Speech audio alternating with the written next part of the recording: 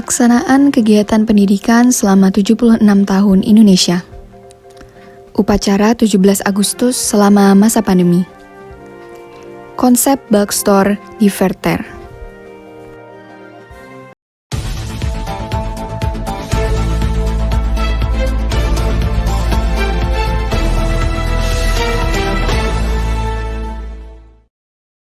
Selamat sore pemirsa, apa kabar Anda hari ini? Anda sedang menonton acara Beranda pukul 15 waktu Indonesia Barat. Kami akan menemani akademia selama 10 menit ke depan dengan kumpulan berita yang telah kami rangkum secara menarik untuk menemani sore Anda. Bersama saya, Faustina Rasalia, inilah Beranda, berita untuk Anda. Berita pertama datang dari kegiatan 17 Agustus yang dilaksanakan di masa pandemi. Seperti apa kegiatan yang dilaksanakan dengan harus menerapkan protokol kesehatan namun tetap meriah? Berikut liputannya untuk Anda. Selamat ulang tahun Indonesia, selamat ulang tahun negeriku. Mungkin itu yang bisa kita ucapkan untuk merayakan kemerdekaan Indonesia ke-76 di tanggal 17 Agustus 2021 ini. Seperti yang kita ketahui, di masa pandemi ini banyak hal yang dapat kita lakukan untuk memeriahkannya, tak terkecuali Kemendikbud yang berusaha mengadakan lomba dalam wujud rayakan Merdekamu. Rayakan Merdekamu diselenggarakan tidak hanya untuk kategori pelajar saja, melainkan juga dapat diikuti oleh guru bahkan dari kalangan wartawan. Tujuannya yang pasti agar berbagai pihak ini dapat berpikir secara lebih kreatif dan kompetitif. Rayakan Merdekamu merupakan sebuah implementasi dari program Kemendikbud yang disebut dengan Pelajar Pancasila. Diharapkan pelajar menyebarkan potret keberagaman bangsa dan mengubah semangat toleransi yang berskala nasional. Hal ini juga diharapkan menjauhkan kita dari plagiarisme. Gimana tanggapan pihak Kemendikbud terhadap plagiarisme ini? Saya sendiri, kalau dari sisi inovasi publik, tentu plagiarisme ini dapat diperbolehkan. Karena apa? Sesuatu inovasi dalam layanan publik tentu kita akan mencontoh ya. Mencontoh, terus itu meniru, dan kita baru bisa berinovasi. Nah ini boleh saja. Tetapi kalau dari akademisi, tentu hal ini sangat tidak dianjurkan. Dan bahkan kita kalau nggak salah juga sudah menetapkan peraturan terkait dengan plagiarisme. Mungkin itu Mas. Sebagai mahasiswa tentunya kita juga harus mendukung program Pelajar Pancasila ini, khususnya dalam melawan plagiarisme. Kira-kira bagaimana ya tanggapan teman kita Teresia tentang plagiarisme? Mari kita simak jawabannya. Tindakan plagiat ini jadi buat seseorang itu malas berpikir, yang artinya dia nggak jadi bertanggung jawab sama tantangan baru yang ada. Kecenderungannya dia jadi kayak cari yang mudah aja deh, cari yang cepat aja deh, dengan dia ngambil karya orang lain. Nah, padahal di situ adalah salah satu hal yang salah dan serius menurut aku. Karena artinya kita itu mencuri hasil karya orang lain dan kita tidak mengasah apa yang ada di dalam otak kita, yang lama-kelamaan bisa jadi kebiasaan nih. Tapi satu sisi, aku juga merasa bahwa plagiarisme itu nggak apa-apa. Nggak apa-apa dalam arti kalian boleh baca punya orang lain, tapi bukan untuk dicontek semuanya, bukan untuk di copy paste semuanya. Tapi kalian jadikan itu sebagai kayak bahan kalian, insight kalian buat tambah ilmu kalian untuk nyusun kata-kata, misalnya di skripsi ataupun tesis gitu.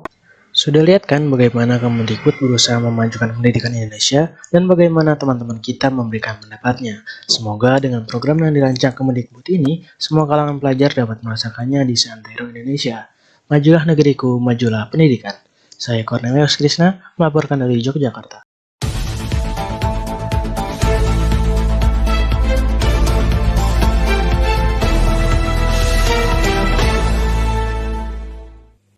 Berita selanjutnya merupakan kegiatan upacara 17 Agustus yang dilaksanakan secara daring di SMA Negeri 1 Merauke. Seperti apa pelaksanaannya? Berikut liputannya untuk Anda.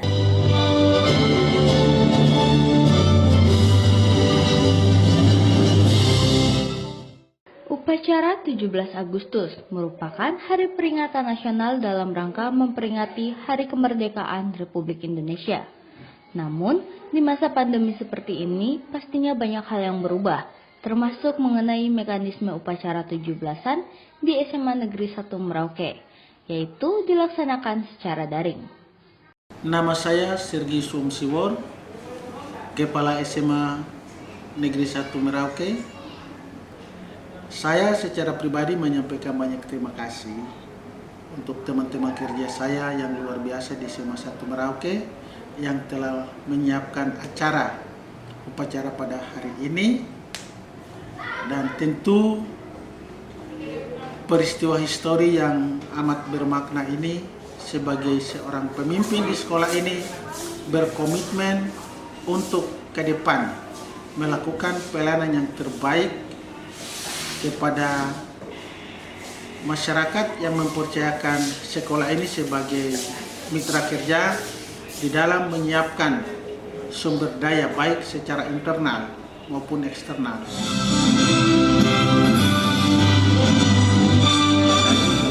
Perkenalkan, nama saya Lanono SPD MPD. Saat ini saya dipercayakan sebagai Wakil Kepala Sekolah Bidang Sarana Prasarana terkait dalam pelaksanaan upacara 17 Agustus 1945 yang ke-76. Ada beberapa persiapan-persiapan yang kami laksanakan sebelum dan setelah pelaksanaan upacara ini. Di antaranya penyiapan petugas upacara yang kita awali dari kemarin sore sampai dengan pagi tadi, termasuk dengan gladiresì. Kemudian kita menyiapkan alat-alat sound system untuk kegiatan langsung, Zoom langsung di lapangan. Dan kemudian kita menyiapkan, operator sekolah menyiapkan link untuk para guru, Bapak Ibu guru dan siswa yang mengikuti secara langsung pelaksanaan upacara secara daring. Upacara yang kami laksanakan pagi hari tadi itu berlangsung dengan tertib, aman dan lancar, walaupun secara daring, dan antusias Bapak dan Ibu guru serta siswa-siswi menyambut dengan baik. Apalagi di masa pandemik ini mereka cukup berantusias mengikuti, terbukti dengan banyaknya peserta yang hadir dalam Zoom yang dilaksanakan secara langsung.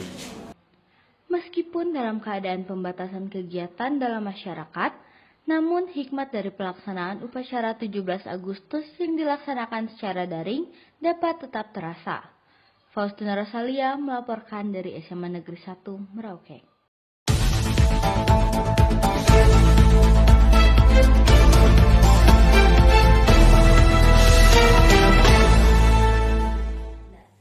Jarang ditemukan konsep bisnis bookstore yang diterapkan pada bisnis produk ramah lingkungan. Salah satunya terdapat di Yogyakarta, yaitu toko Vertere, yang menjual alat mandi, alat makan, dan bahan makanan dengan ramah lingkungan. Penasaran dengan konsep bookstore yang diterapkan oleh Vertere? Berikut liputannya untuk Anda. Pernah dengar konsep bulk store? Konsep bulk store ini erat kaitannya dengan ramah lingkungan. Pada dasarnya, ia muncul karena keinginan untuk mengurangi sampah di sekitar kita. Dalam proses pembeliannya, para pelanggan mengurangi penggunaan jumlah sampah, khususnya sampah plastik saat berbelanja, dengan membawa wadah sendiri untuk membeli perlengkapan kebutuhan sehari-hari, seperti sabun, sampo, bahkan makanan ringan. Alasannya adalah aku tuh suka pakai sabun yang natural gitu, karena cocok sama kulitku yang super duper kering dan sensitif gitu. Tergantung barangnya apa. Kalau memang ada wadahnya dari rumah ya bawa, kalau nggak ada ya beli. Mungkin kalau beli yang kayak cairan gitu ya, yang butuh jar itu mungkin agak ribet. Tapi nggak apa-apa sih, nggak nyampah gitu loh, kan udah di wadah solid gitu. Konsep ini mendorong masyarakat untuk membeli sesuai dengan kebutuhan. Selain mengurangi sampah, gaya hidup ini mengurangi adanya tindakan impulsif saat berbelanja.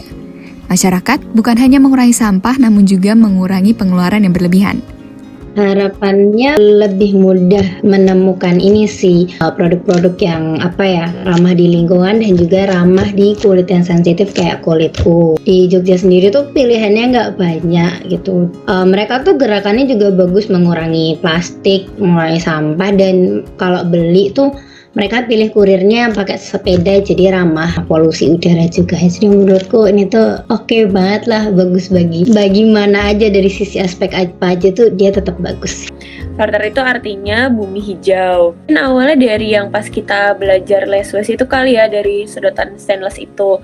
Kalau di luar negeri kan udah banyak ya bulk store gitu, kayak toko-toko yang package free, menjual barang-barang yang tanpa packaging segala macam. Nah, kita ngelihatnya dari situ. Cuman sekarang udah banyak juga kok yang dari Indonesia yang toko-tokonya tuh lebih senior, lebih bagus juga. Pengen nih bikin bisnis yang sekalian dimana di bisnis itu tuh kita bisa jadi tempat kita berdua belajar, sekaligus juga mungkin kita bisa sharing-sharing ke customer juga. Jadi kayak semacam belajar bareng-bareng lah. Produk yang dijual tuh kita kayak ada beberapa kategori gitu sih. Ada body care, ada essential Lessways kayak misalnya tumbler, tempat makan. Terus juga kita ada yang terbaru tuh ada makanan, cuman masih sedikit. Kita tuh jualnya kayak per mili atau per gram gitu, ditimbang. Keuntungannya produk bulk store itu salah satunya kita bisa beli sesuai kebutuhan kita. Harapannya, masyarakat tidak hanya menerapkan sistem reusable ini ketika berbelanja di bulk store saja, namun juga ketika berbelanja di toko lainnya. Kepala Balai Pengelolaan Sampah Yogyakarta mengatakan bahwa selama liburan, volume sampah di TPST Piungan Yogyakarta meningkat pesat. Konsep bulk store ini dapat menjadi inovasi menarik untuk mengurangi sampah di Yogyakarta. Hal ini juga dapat membangun karakter masyarakat yang peduli lingkungan. Stefani Maria melaporkan dari Yogyakarta. Sekian edisi Beranda kali ini. Selalu patuhi protokol kesehatan dan sehat selalu. Sampai bertemu di lain kesempatan. Saya Faustina Rosalia, pamit undur diri.